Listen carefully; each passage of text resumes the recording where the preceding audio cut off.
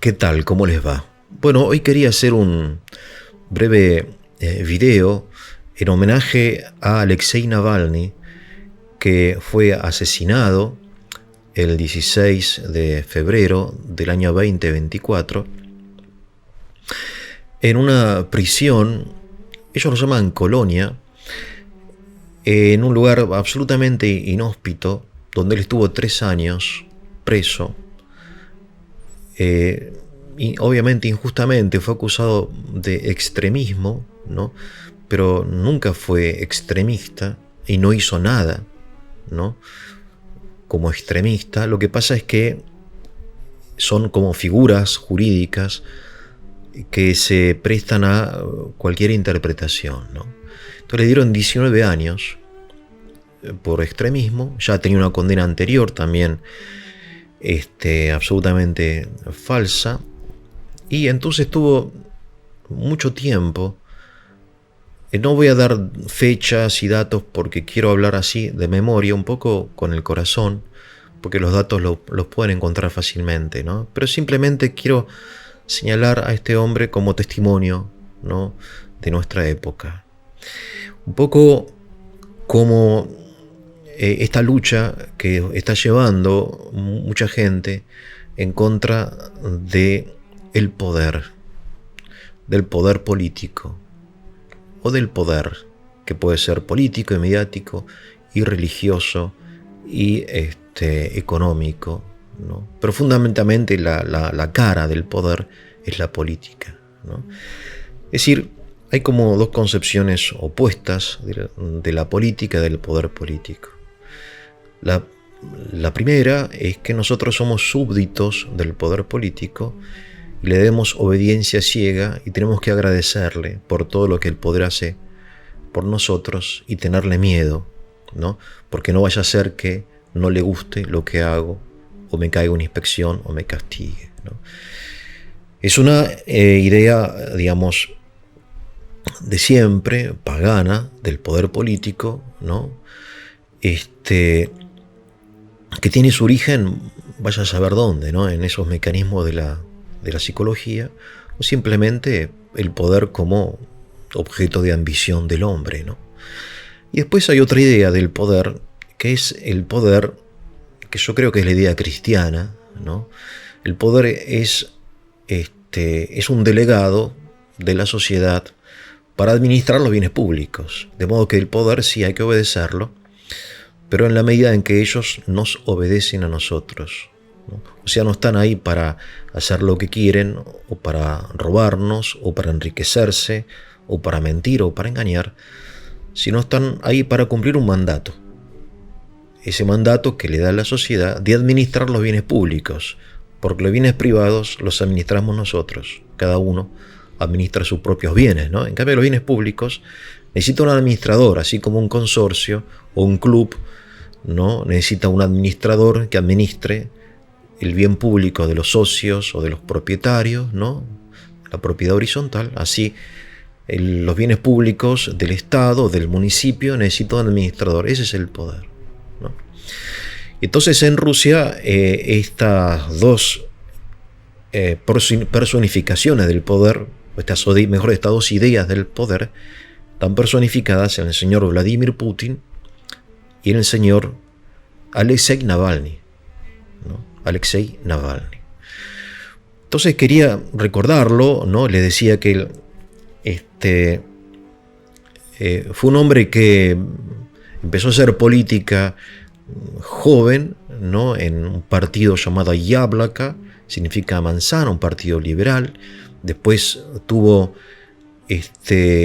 acercamiento al nacionalismo, ¿no? Al nacionalismo ruso, en contra de los inmigrantes y qué sé yo, pero después se apartó de eso, ¿no? Y tuvo diversas iniciativas, siempre interesado por la cosa pública. Después fundó un fondo anticorrupción, ¿no? Él se dedicó a investigar y a publicar los casos de corrupción. Y lo hacía muy bien en los medios, ¿no? En las redes sociales, y después un canal de YouTube que tiene enorme cantidad de visitas en ruso, ¿no? Y mostró lo podrido, lo absolutamente corrupto que es el gobierno actual de Putin, ¿no?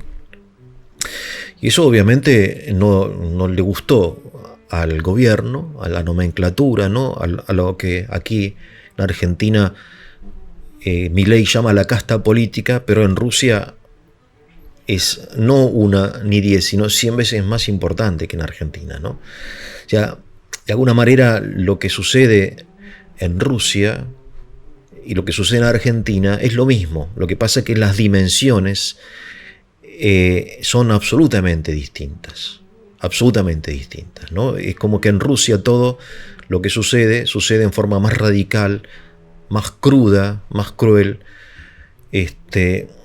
sí, como más libre de todo dique moral o político, social, ya que la sociedad rusa nunca tuvo una educación política o democrática, ¿no? O sea, pasó de la autocracia zarista a la autocracia comunista, y de la autocracia comunista, después de un periodo liberal, llamarlo, a la autocracia de Putin, que hace 20 años está en el poder. Putin asumió en el poder en el año 2000, ¿no? O sea, los jóvenes no conocen otra cara que no sea Putin, ¿no? Putin rechaza toda clase de oposición que le haga sombra. Él lo dice claramente. Y cuando hablan de la oposición, él dice que no quiere que haya oposición política porque no quiere que haya caos. Tiene que haber orden. Entonces él pone el ejemplo del Maidán en Ucrania, ¿no? La plaza en Kiev, estos desórdenes que hubo y hay en Ucrania, ¿no? Las luchas partidarias. Bueno, Putin no quiere, dice que eso no le va a hacer bien, entonces no tiene que haber oposición. Y cualquier sombra de oposición a su régimen le hace mal a Rusia, porque lo que es importante es que haya orden, ¿no? Y basta. Orden y respeto a la ley. Lo que pasa es que la ley la hace Putin, la hacen ellos, ¿no? Es decir, todo lo que le pasó a Navalny, o muchas cosas, fueron cosas legales, ¿no? Se utilizó la ley, el Código Penal, para ponerlo preso. Se utilizó la ley para mandarlo a esta colonia que está en el Círculo Polar Ártico, el Tigre del Ártico. Es un lugar imposible de vivir, ¿no? Él vivía en una cámara de 6 metros cuadrados. Imagínense, 6 metros cuadrados durante días, años, ¿no? Estuvo 3 años ahí, muriéndose de frío. Y bueno, después llega la noticia de su muerte, ¿no? Pero antes de eso, había tenido otros juicios, había sido absuelto por el Tribunal de los Derechos Humanos de Europa, pero nunca se le permitió participar de las elecciones para jefe de gobierno de Moscú o para presidente.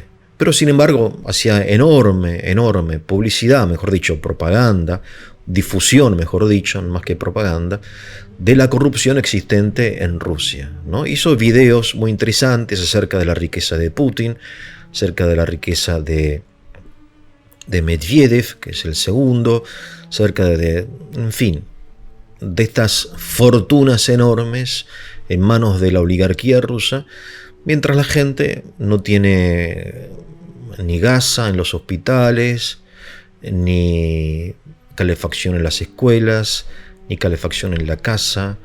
Es todo un desastre, ¿no? Es un robo a mano armada. O sea, Rusia hoy es un gobierno mafioso, pero es una mafia absolutamente eficiente, porque es una mafia formada por ex miembros de la KGB. Putin es de la KGB. Es decir, la formación de una persona de la KGB es absolutamente inmoral, amoral, ¿no? Estos hombres están orientados a todo, entre comillas, para bien de Rusia, ¿no? Pero si hay que matar, hay que mentir, no tienen ninguna dificultad y están muy bien organizados, ¿no? Esa fue digamos, el talento de Putin, haber hecho ingresar al gobierno, a los puestos de gobierno, a ex miembros de la KGB, que son personas que no tienen ningún tipo de escrúpulo y a su vez son muy disciplinadas, están muy organizadas, ¿no? Y cualquiera que se vaya de ahí, en fin, mejor no lo hagas, ¿no? En fin, Navalny fue un hombre de un carácter espléndido, es un hombre realmente espléndido. Él siempre estaba sonriendo, siempre bromeando, siempre dando ánimo. La palabra que él repetía, no se rindan, no se rindan, no se rindan. Puede ser una Rusia libre, Rusia puede ser libre. Y al final él decía, no solamente libre, sino y feliz. Rusia puede ser libre, no se rindan, no se rindan, no se rindan, ¿no? Y otra frase que él repetía, dice, lo único que necesita el mal es la inacción del bien. De modo que el mal crece en la medida que el bien no es que retroceda, sino que está inmóvil, ¿no? Y la inmovilidad del bien, ¿cómo se produce? Mediante el miedo, el terror, ¿no? O sea, el instrumento que utiliza el poder es el miedo. Por eso, ante la muerte de Navalny, ¿no? Yo, como tengo la ventaja de saber ruso, ¿no? Y entonces escucho periodistas de esto, entonces los periodistas pro-Putin, que son los que están en la televisión oficial, dicen que no lo mató la KGB o la FSB, ¿no? Porque no le conviene al gobierno, dentro de un mes va a haber elecciones, una mancha así, ¿no? Pero en realidad, ¿por qué no le conviene? Aumenta la sensación de impotencia por parte de la oposición, porque es un mensaje claro. Si vos te opones a mí, vas a morir. Que Navalny no es el primer caso, ¿no? Son muchos políticos y periodistas de investigación que han sido asesinados. Obviamente es bastante difícil demostrar el asesinato, porque son profesionales en esto, ¿no? Y utilizan métodos muy modernos. Y por otro lado, ¿cómo lo vas a demostrar si el poder judicial, ante quien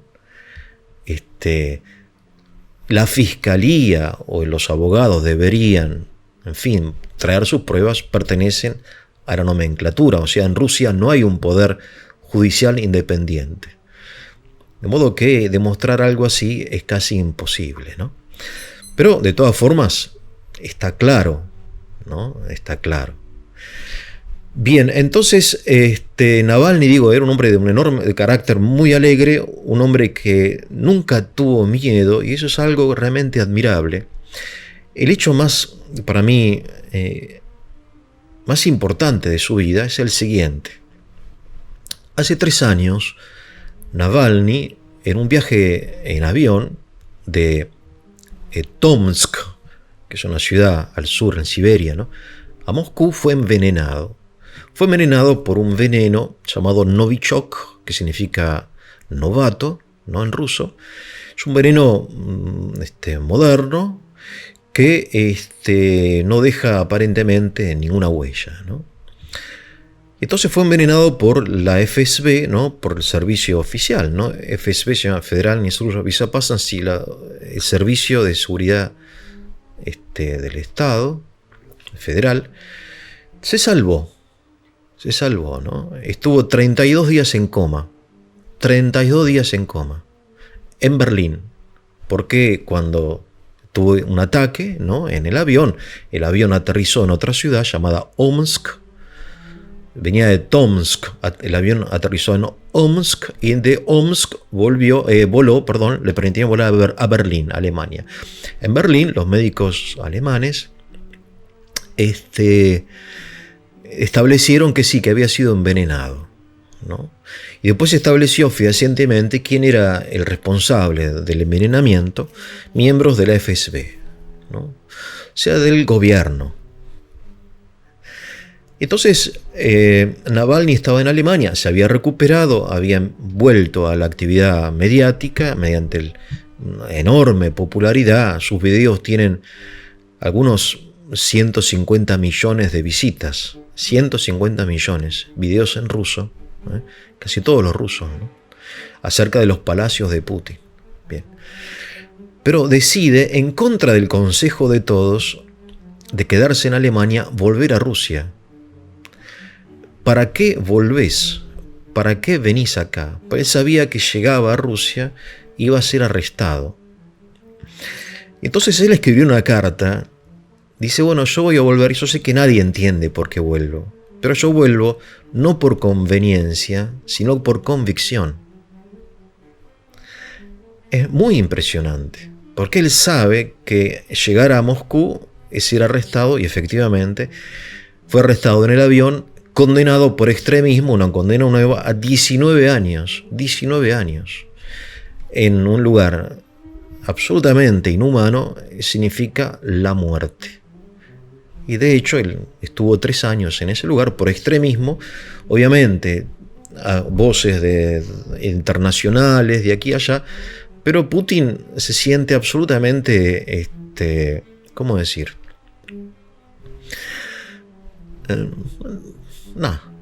Hace lo que quiere, ¿no? Él hace lo que quiere. Quiere declarar una guerra, la declara. Quiere poner preso a cualquier persona por cualquier motivo, lo hace. Quiere asesinar, asesina, ¿no? Hace lo que quiere. Sí, ahí, por ejemplo, el primer ministro de tal ciudad, pero él hace lo que quiere. Esa es la sensación que Putin tiene. Y que realmente es así. De hecho, entonces está en esta colonia, ¿no? En fin, escribe cartas, puede verlo, no verlo, la familia, qué sé yo. 16 de febrero, entonces establece la muerte. Pasaron varios días y cuando estoy grabando este video, 5 días, y la madre de Navalny, que viajó al norte para recibir el cuerpo, no pudo recibir el cuerpo de su hijo, no se lo dan. Tiene 30 días, teóricamente, según la ley, para entregar el cuerpo a su madre, a su esposa y a sus hijos. ¿Por qué murió? Bueno, el certificado médico, síndrome de muerte repentina. ¿No? Fíjense qué cinismo, ¿no? Qué tremendo cinismo, síndrome de muerte repentina. ¿Qué significa eso? No, nada es coherente, pero a esta gente no le interesa la coherencia, ¿no? Bueno, termino diciendo que Navalny tiene, bueno, etapas en su vida. Digo, no siempre fue un político que a uno le puede gustar y probablemente tenga opiniones, a mí personalmente, que no me gusta, pero no fue un hombre de enorme coraje, un hombre que no tenía miedo a nada, un hombre alegre, lleno de vitalidad y que repetía, no se rindan, no se rindan, no se rindan, ¿no? Es decir, él hablaba de que el problema de Rusia no es la falta de recursos, y en esto tiene algo de similar con Argentina, sino la corrupción. El problema es la corrupción, ¿no? Y entonces él hizo un plan de gobierno por puntos en su plataforma, está clarísima. Lo primero, meter preso a Putin y a toda su camarilla, y obviamente no se lo iban a permitir, ¿no? Él vino a Rusia, volvió a Rusia para ir a la cárcel y para morir, como un testigo, como un mártir de la verdad, ¿no? Un mártir de la libertad política, de que es posible y que es necesario que los pueblos se liberen de la opresión política que ejercen sobre ellos el Estado, ¿no? El Estado. Hoy el Estado se ha convertido en el enemigo de la gente. Quizá se fundó, se originó y en parte sigue siendo benefactor de las personas, ¿no? Ya que el Estado administra la justicia, la defensa, la seguridad, pero más allá de esas funciones básicas del Estado, el Estado se ha convertido en el enemigo, ¿no? El caso de Putin, en fin, ni hablar. Pero me parece a mí que hay un paralelo con todo Estado moderno, ¿no? Porque la libertad no es algo que uno diga, bueno, la obtuve ahora y para siempre, sino que es algo que se conquista diariamente, ¿no? Hay muchas cosas que se podrían decir acerca de Alexei Navalny, ¿no? La gente bien pensante y de buena voluntad de Rusia está absolutamente destruida, desmoralizada, no sabe qué hacer y piensa que esto no tiene fin, pero tiene fin, ¿no? Es decir, así como tuvo fin la Unión Soviética, que era no una, sino 10 veces más poderosa que la actual Federación Rusa, quieras o no, hay un poco de democracia, ¿no? Y de libertad. Así como terminó, digo, el régimen socialista, así va a terminar el régimen de Putin. Entonces, un recuerdo al admirable y eternamente recordado Alexei Navalny. Con esto me despido. Si fue de su utilidad, espero que así sea. Les voy a pedir que se pongan el like, que se suscriban. Ahora sí me despido, que tengan un muy, pero muy buen día. Здесь у меня просто очевидная вещь. Ну, не сдавайтесь. Не надо, нельзя сдаваться. Если это произошло, это означает, что мы необыкновенно сильны в этот момент, раз они решили меня убить. Ну и нужно использовать эту силу. Не сдаваться. Помнить о том, что мы огромная сила, которая находится под гнетом вот этих вот чуваков плохих, лишь потому что мы не можем осознать, насколько действительно мы сильны. Все, что нужно для торжества зла, это бездействие добрых людей. Поэтому бездействовать не надо.